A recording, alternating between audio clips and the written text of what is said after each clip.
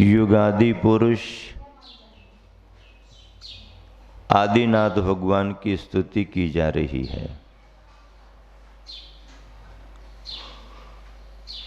भले ही आदिनाथ को ध्यान में रखा गया है,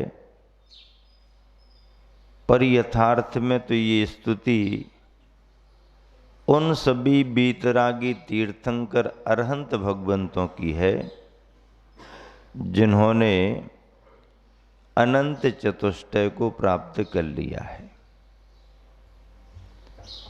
चार घातिया कर्मों के नष्ट होने पर आत्मा के चार दिव्य स्वाभाविक गुण प्रकट हो जाते हैं। वह अरहंत अवस्था मानी जाती है। तीर्थंकर भगवंत 100 इंद्रों से बंदनीय हो जाते हैं। युगादि पुरुष का अपना समय रहा। युग के आदि का वो काल था। उस काल में सबसे पहले मोक्ष के मार्ग पर आगे बढ़े, सबसे पहले केवल ज्ञान पाया और समोसरण में सबसे पहला धर्मोपदेश भी युगादि पुरुष आदिनाथ का ही हुआ। ऐसे युगादि पुरुष आदिनाथ इस स्तोत्र के अधिपति हैं, स्वामी हैं। आचार्य प्रवर मानतुंग स्वामी स्तवन में उन्हीं आदिनाथ भगवान का स्मरण करते हुए अपनी भक्ति को प्रकट कर रहे हैं। कल के दिन कहा गया था, जब तीर्थंकर भगवान विहार करते हैं तो देवों के द्वारा स्वर्ण कमलों की रचना होती है। प्रभु के लिए किसी वैभव की जरूरत नहीं है, लेकिन वैभव संपन्न लोग अपने प्रभु की भक्ति में सब कुछ लगाना चाहते हैं, लुटाना चाहते हैं। इंद्र सबसे बड़ा भक्त है, पांचों कल्याणकों को संपन्न कराता है। अब इंद्र भक्त हो भगवान का, फिर किस बात की कमी? जो चाहे वो लगाएगा, जो चाहे वो लुटाएगा। ऐसे बीतरागी भगवंतों के वैभव को देख करके उनके आध्यात्मिक गुणों में तो वीतरागता है, पर बहिरंग तीर्थंकर प्रकृति के पुण्य योग से होने वाले वैभव को देखकर मिथ्या दृष्टि जीव भी सम्यक दृष्टि होने लगते हैं, सम्यक दर्शन को प्राप्त करने लगते हैं। स्वर्गों के वो देव जिनके मन में वीतरागता का बोध नहीं है, तत्व का ज्ञान नहीं है, अज्ञानता है, मिथ्या दृष्टि बना है, तत्व की उन्हें अभी तक दृष्टि नहीं मिली। ऐसे मिथ्या दृष्टि देव भी जब इंद्र की आज्ञा से, किसकी आज्ञा से? इंद्र की आज्ञा से अपने समूचे परिवार के साथ भगवान के समोसरण में वंदना करने के लिए आते हैं। और जब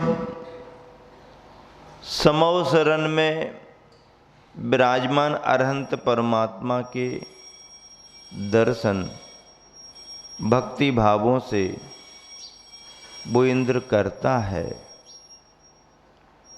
इंद्र करता है, स्वधर्मेंद्र करता है, छायक सम्यक दृष्टि रहता है वो करता है।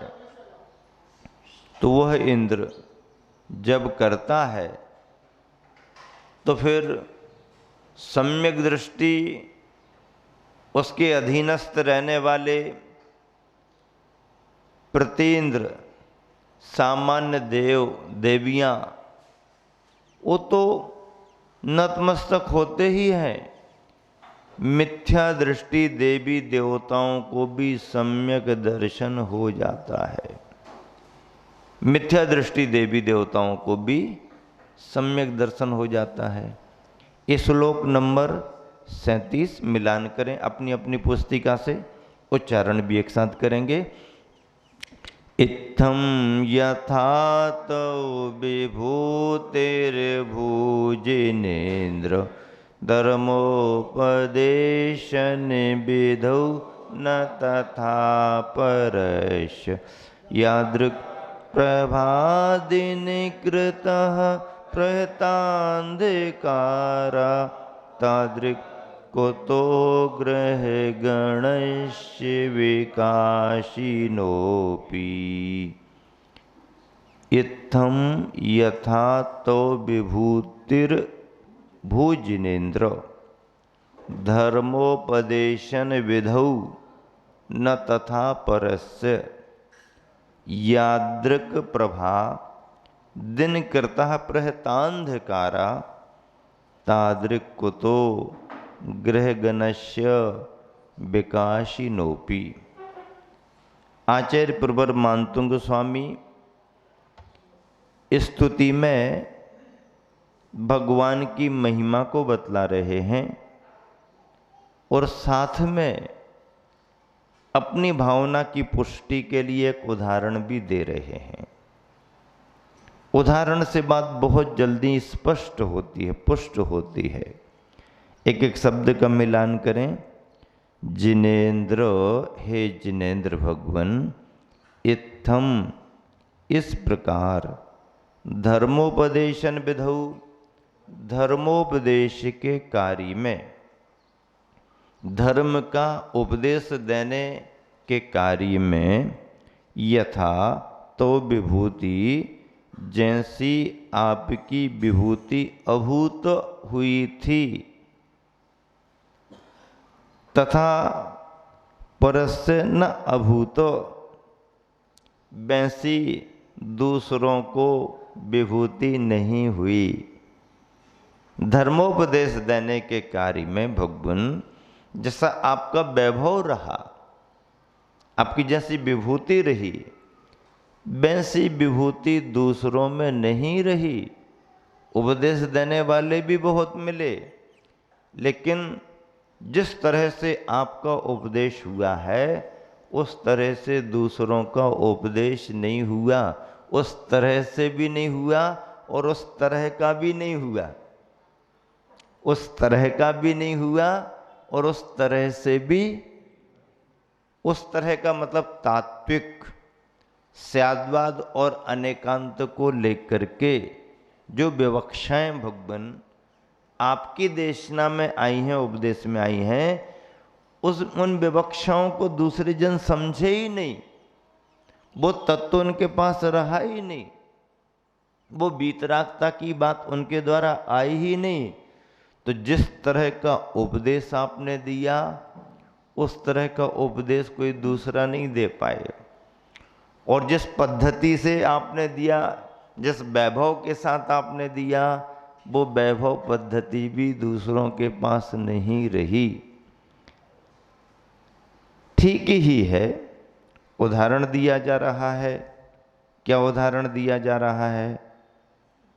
प्रहतांधकारा, प्रहत अंधकार, अंधकार को नष्ट करने वाली यादृक प्रभा जैसी कांति दिनकृता भवति, दिनकृता दिन को करने वाला सूर्य, सूर्य का एक नाम दिनकृत है, जो दिन को करता, उजाले को करता।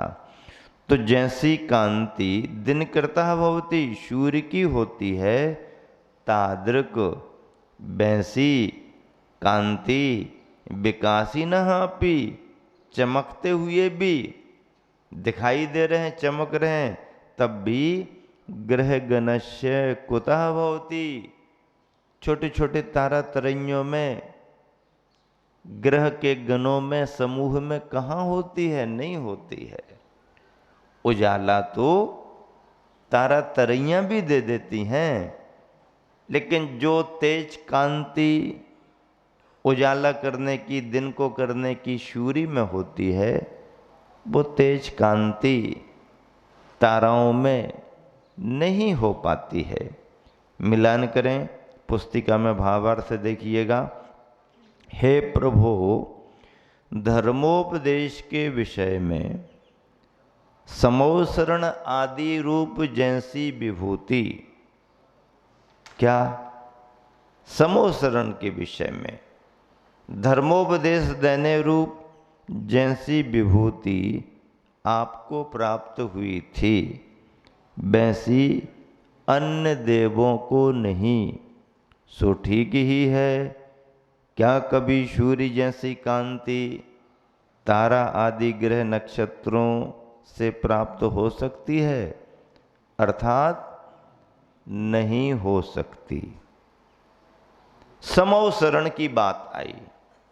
अच्छा बताओ, समोसरण किसे कहते हैं? समोसरण किसे कहते हैं, कौन बताएगा? समोसरण की परिभाषा, समोसरण की परिभाषा जल्दी आना चाहिए। तीर्थंकर भगवान की धर्म सभा का नाम क्या है? तीर्थंकर भगवान की धर्म सभा का नाम क्या है? समोसरण। सामान्य केवलियों का भी धर्मोपदेश होता है, वो भी अरहंत परमात्मा है। आत्मा के 4 स्वाभाविक गुण घातीय कर्मों के 6 से उन्हें भी प्राप्त हैं, उनका भी परमार्थ का उपदेश होता है, लेकिन उनके उपदेश के लिए समोसरण की व्यवस्था नहीं है। उनका उपदेश गंध कुटी में ही हो जाएगा। तो फिर तीर्थंकर भगवान के लिए समोसरण की व्यवस्था अलग से कैसे बन गई? तीर्थंकर प्रकृति नाम कर्म का उदय आ गया है।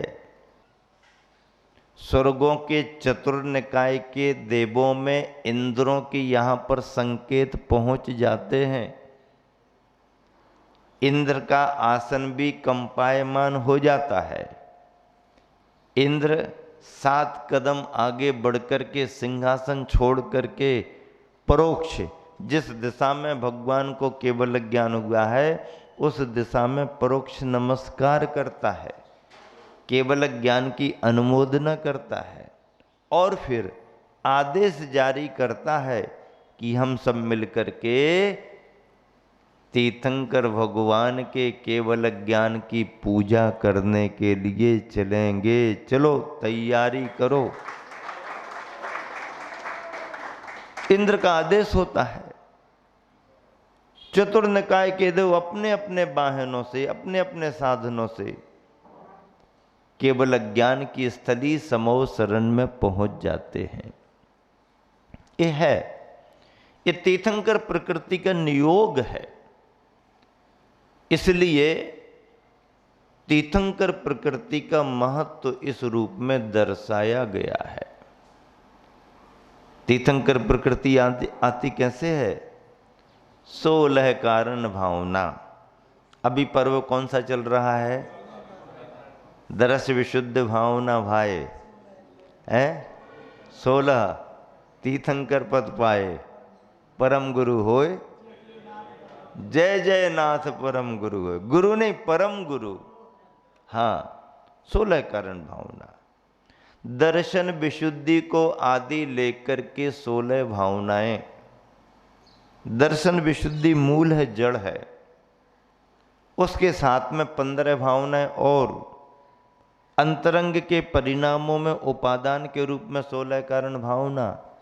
प्रत्यक्ष में केवली श्रुत केवली तीर्थंकर का चरण सानिध्य हो।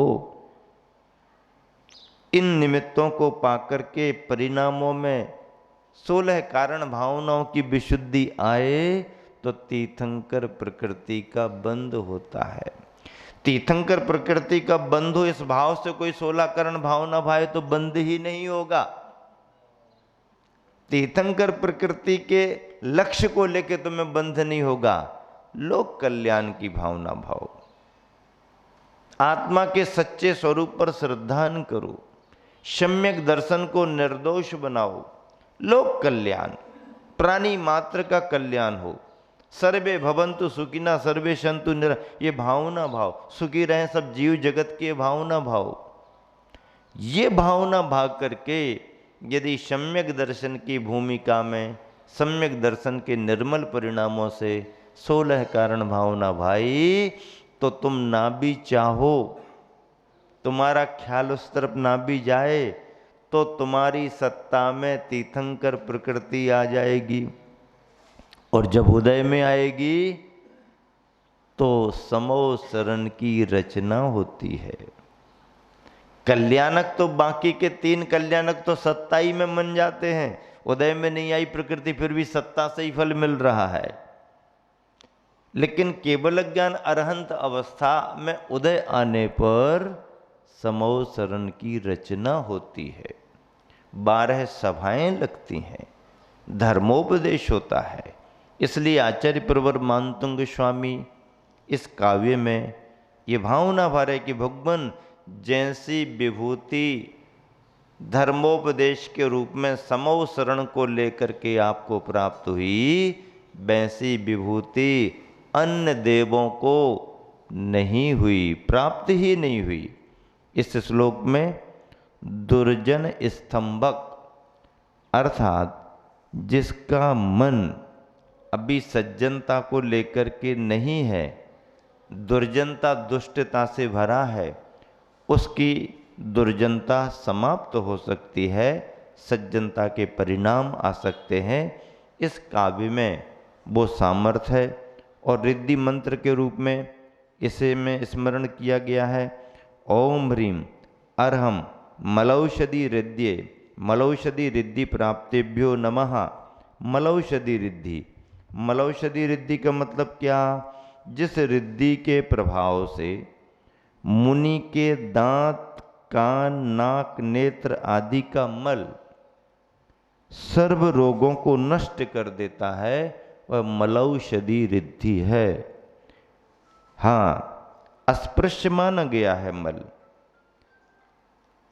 लेकिन तपस्या के शरीर में रत्नत्रय की उत्कृष्ट साधना में यदि यह स्थिति है तो वह दांत, कान, नाक, नेत्र आदि का मल भी सभी प्रकार के रोगों को दूर करने की क्षमता रखता है। यह रिद्धि मंत्र इस श्लोक के साथ जुड़ा है।